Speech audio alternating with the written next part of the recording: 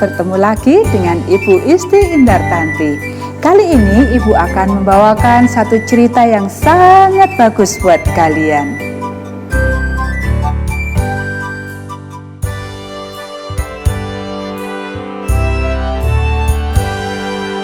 Lebih kuat daripada berhala-berhala Mesir.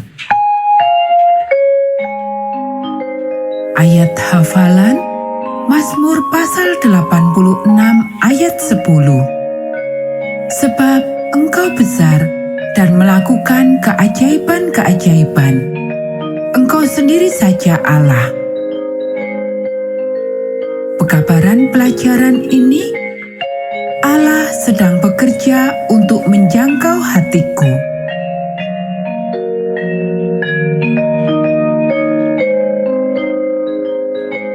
Tara mendengarkan cerita-cerita di sekolah Alkitab liburan.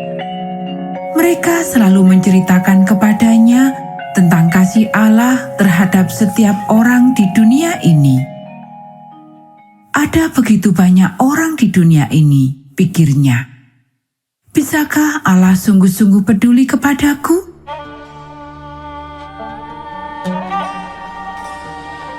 Embun pagi yang dingin membasahi janggut Musa ketika dia dan abangnya Harun berdiri dengan tenang di tepi sungai Nil yang besar itu.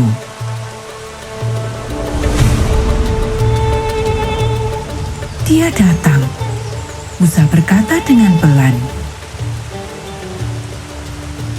"Apakah yang kalian berdua inginkan sekarang?" Fir'aun menggerutu begitu dia tiba di tepi sungai Nil. Musa melangkah maju.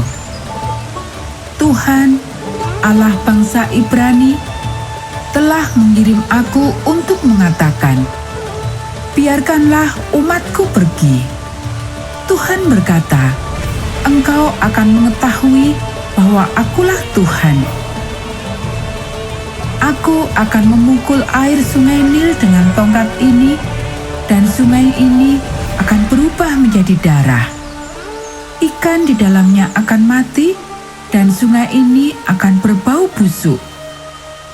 Orang-orang Mesir tidak akan mampu meminum air dari sungai Nil." Hal itu segera terjadi seperti yang dikatakan Musa.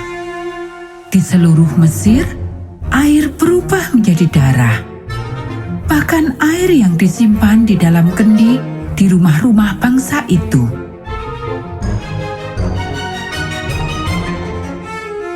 Tetapi Fir'aun tidak mau membiarkan umat Tuhan pergi. Dia tidak mau melepaskan budak-budaknya. Bagaimanapun, mereka telah menjadi budak selama hampir 400 tahun. "Pergilah kepada Fir'aun lagi," kata Tuhan. "Katakan kepadanya bahwa aku akan mengirimkan jutaan katak ke Mesir. Katak-katak itu akan ada di mana-mana, bahkan di kamar tidur orang-orang, bahkan di tempat tidur mereka." Musa menyampaikan apa yang dikatakan Tuhan kepada Fir'aun.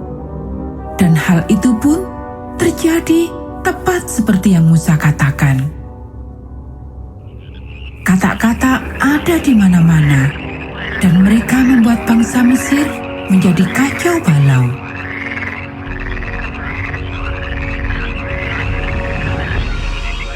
"Singkirkan katak-katak ini, dan aku akan membiarkan bangsamu pergi," Fir'aun berseru kepada Musa. Maka Tuhan pun mengakhiri tulah itu, dan semua katak-katak itu mati. Tetapi Fir'aun tidak mengizinkan bangsa itu pergi. Tuhan berkata kepada Musa lagi, "Katakanlah kepada Harun untuk memukul debu dengan tongkatnya. Debu itu akan berubah menjadi nyamuk." Harun melakukannya. Dan tiba-tiba di tanah Mesir dipenuhi dengan sebuah kabut dari nyamuk-nyamuk kecil yang menjengkelkan. Nyamuk-nyamuk kecil itu menutupi bangsa Mesir dan ternak-ternak mereka. Nyamuk-nyamuk itu membuat bangsa Mesir menjadi gila. Tetapi Fir'aun tidak membiarkan umat Tuhan pergi. Tuhan berkata kepada Musa lagi, "Katakanlah kepada Fir'aun, jika dia menolak untuk membiarkan umatku pergi, aku akan mengirimkan lalat pikat ke Mesir. Rumah-rumah akan dipenuhinya, tanah akan ditutupi olehnya. Tetapi tidak akan ada lalat di Goshen, di mana umatku tinggal. Akulah Tuhan, dan aku memiliki kuasa bahkan di tengah-tengah negeri ini." Musa menyampaikan firman Tuhan kepada Fir'aun, dan hal itu pun terjadi seperti yang Musa katakan. "Singkirkan lalat-lalat yang mengerikan ini," Fir'aun menjerit. "Aku akan mengizinkan bangsamu pergi." Maka Tuhan melenyapkan lalat-lalat itu. Tetapi Fir'aun tidak mau membiarkan umat Tuhan pergi. Tuhan berusaha menjangkau hati Fir'aun 5 kali lagi. Dia berusaha menunjukkan kepada Fir'aun bahwa dia adalah Allah yang Maha Kuasa. Bangsa Mesir menyembah banyak dewa-dewa, dan Tuhan menggunakan setiap tulah untuk menunjukkan kepada Fir'aun bahwa dewa-dewanya tidak berguna. Semua kuda-kuda, keledai-keledai, unta-unta, sapi-sapi, dan domba itu mati. Bangsa Mesir menyembah dewa lembu jantan dan dewa sapi. Ternak-ternak bangsa Israel tidak ada yang mati. Berikutnya, bangsa Mesir terkena penyakit yang mengerikan dan menyakitkan.